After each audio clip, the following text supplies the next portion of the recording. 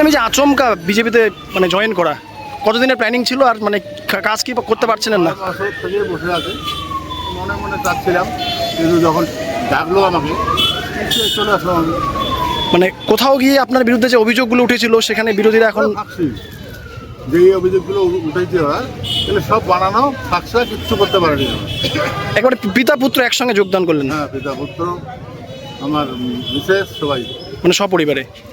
আপনাদের সঙ্গে আরো কয়জন পরিবার? 300 পরিবার। 300 পরিবার। কি ভাবছেন আগামীতে কি?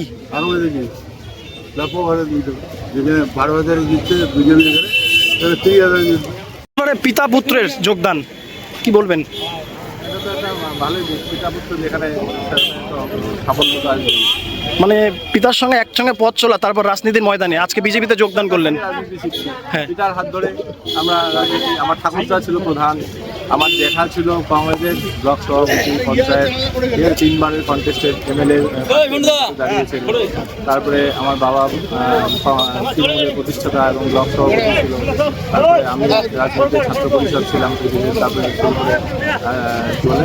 যুব সভাপতি, জেলার ভাইস প্রেসিডেন্ট, জেলা কমিটির মেম্বার, পঞ্চায়েত সমিতির সভাপতি।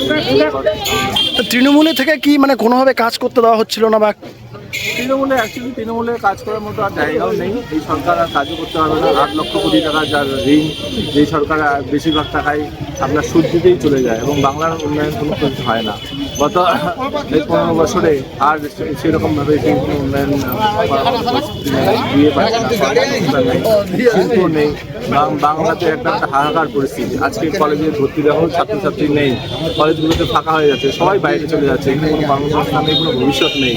গ্রাম বাংলার এত যে বেকার, এই বেকারের কোনো চিন্তা আপনার এই সরকার করতে পারছে না, চাকরি দিতে পারছে না।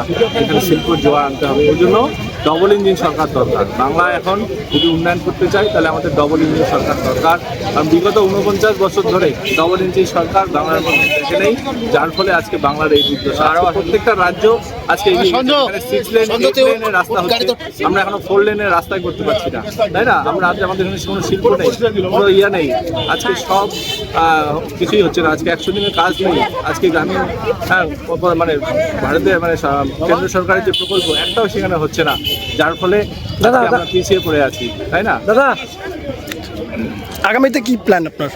আগামী দিনের দলকে এখানে শক্তিশালী করতে হবে, ময়নাগুড়িকে, যাতে রেকর্ড ভোটে আমরা জলপাইগুড়ি জেলা ময়নাগুড়িকে আমরা উপহার দিতে পারি দলকে, সেই প্রচেষ্টা আমরা করবো।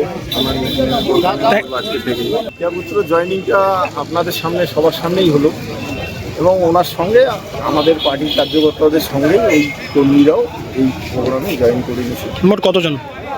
30টি পরিবার, 30 লোকের মধ্যে। কি মনে করছেন আরো শক্তিশালী হয়ে পড়লো? হ্যাঁ,